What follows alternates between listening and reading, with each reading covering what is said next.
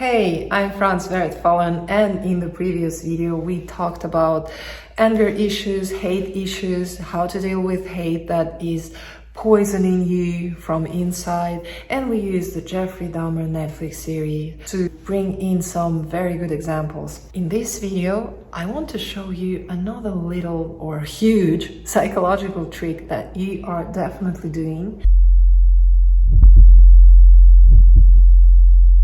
when you, dear viewer, run into a scary situation or just, a new situation, something you never dealt with in the past. You have this tendency of blowing things up, of making this situation so big and you so small in comparison to it. Like, I don't know how to deal with it. Oh my God. And you also have this tendency to blow people up much bigger than they are in reality.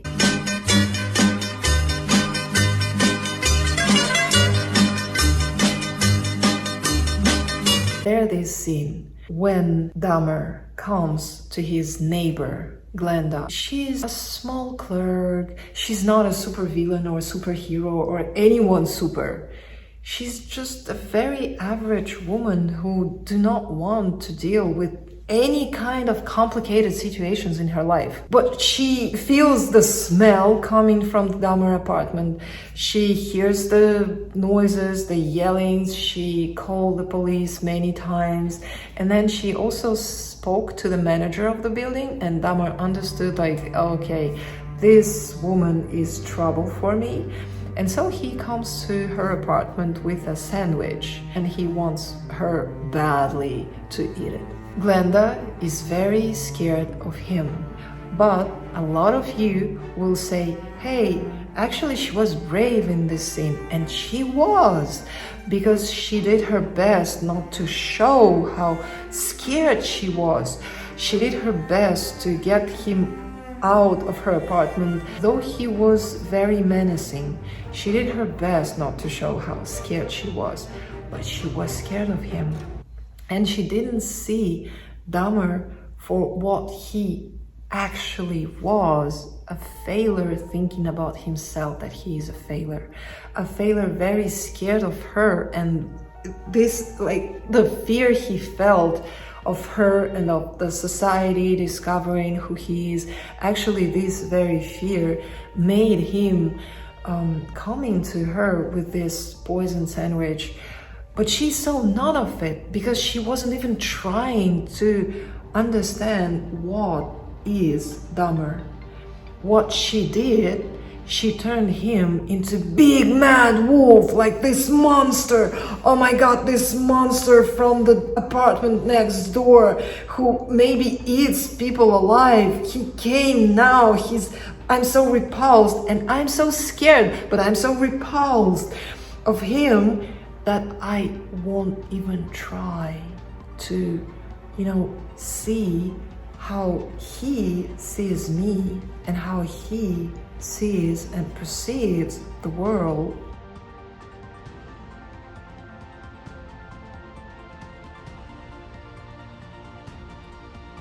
And actually this is very helpful. The next time, try not to turn people you don't like or disagree or just people you're afraid of into big mad wolves, but try to understand them, just how they perceive the world, how they feel the world. Because when you will do that, you will see that any human, every human is just a little, failure. Not because everyone is a failure on this planet, but because everyone at one point or another feels like failure. When you will try to feel the world the way this person, the other person feels the world, you don't have to agree. I mean, when you get into Dahmer's perception, you're not meant to agree with it and, go in and running, eating people, but you will stop being afraid of him. And that's the point.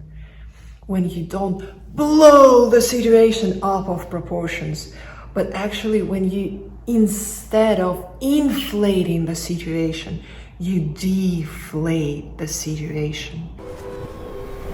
Instead of making the situation so huge and yourself so small, try to do the contrary. When you actually are deflating the situation and increasing your own will in comparison to the situation. What does that mean, right? I'll give you another example.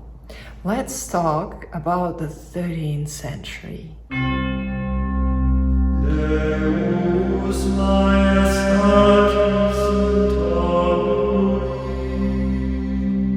Yes, you didn't misheard my accent, the 13th century. I will tell you a story of a boy who was of a noble descent because he was the son of the Thuringian, like this is the word I'm trying to pronounce, Thuringian count.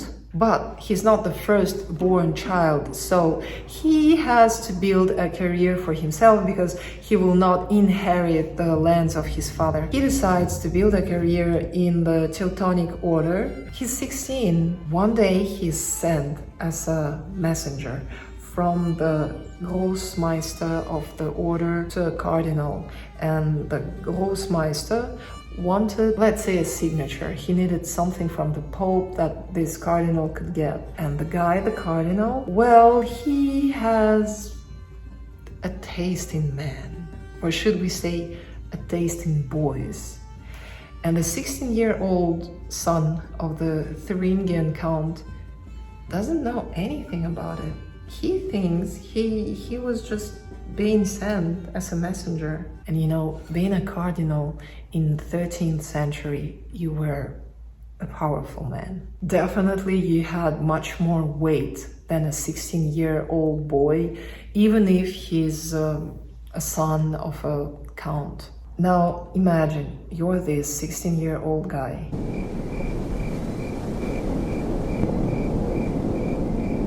And he entering the cardinal's chamber in his castle with his guards, and you being alone, so nobody would know, there will be no witnesses whatsoever to tell your part of story. You're getting into the chamber and you see the cardinal having with a 10, maybe 11, maybe 12-year-old boy.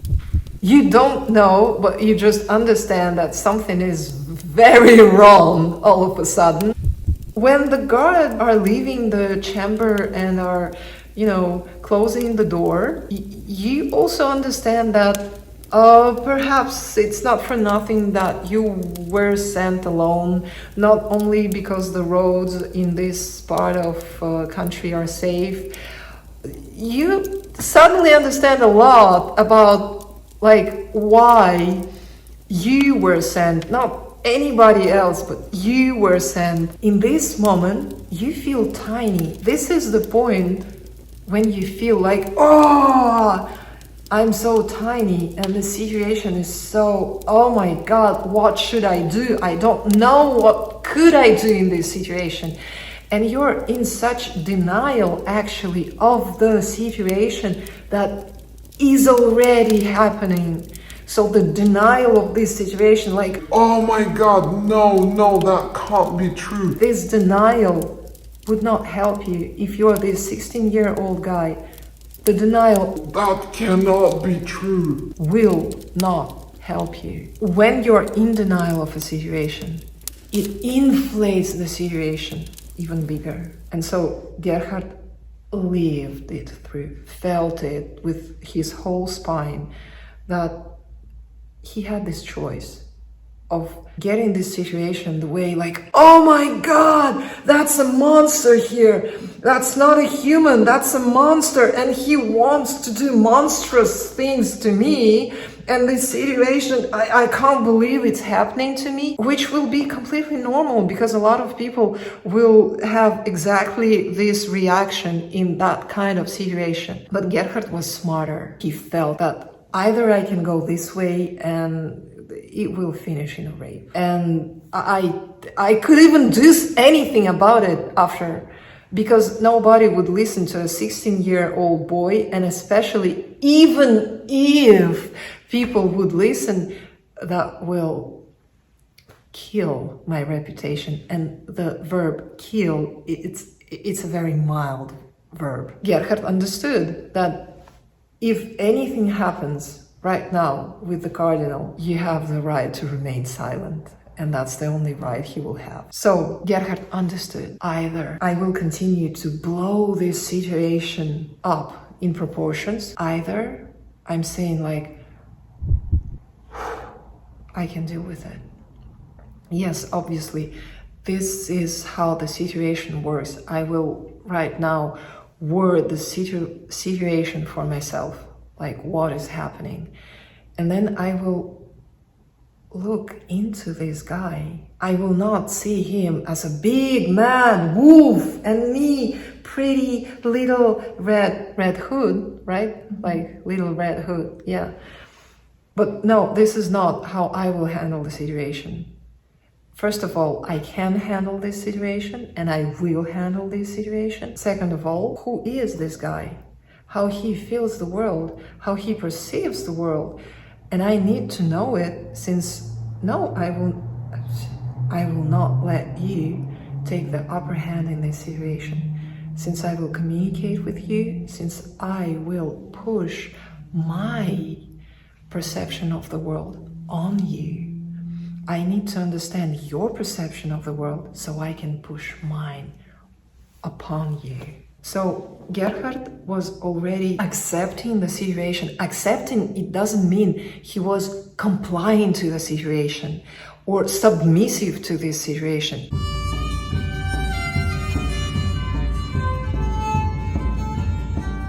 No, that cannot be happening. Yes, it is happening, obviously. It's stupid to deny it further. So yes, it is happening. Yes, this is the consequences that I might have in this situation.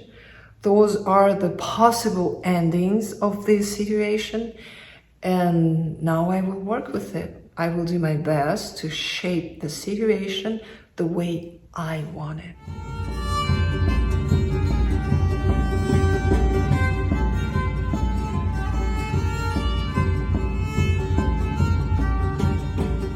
But to do that, I need to understand who is this guy, how he thinks, what he feels right now, so I could change his thoughts and his emotions. Because I cannot change something I do not want to understand and to see. I cannot change someone of whom I'm thinking, Oh no, that's a big mad wolf, big bad wolf, no, let me out. if I will behave myself this way, I'll definitely will finish as a victim. This is not the way I will behave myself. I will see who he is, what he thinks, what he feels, and then work with it. I will not be afraid of failing. I will not be afraid of the guy. I will now concentrate completely on understanding the situation and shaping it the way I want it. And also, to shape something into the way you want it, you have to word it for yourself. What is the way you want it?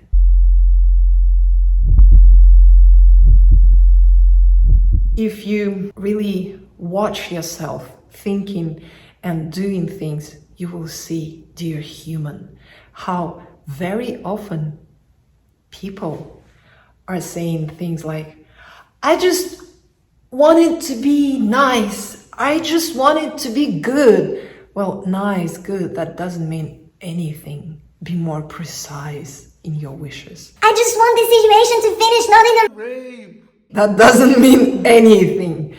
How precisely you want the situation to go. And you need to formulate it to yourself in the moment So you have to do a lot of things in the moment. You have to understand and feel the guy in front of you. You have to understand, okay, what is exactly the full situation and where do I want this situation to go? You need to formulate it with great precision to be able then to inflict this picture to the guy. See? So yeah, it's not an easy task for sure. But if you want really to control your life, you need to learn how to do it. And it's exactly what I'm doing with my project in Russian, when I help people to control themselves and their life better. I don't yet have any of those projects in English, but maybe we will get there if you, dear viewer, subscribe, like, and I'll see you the next time.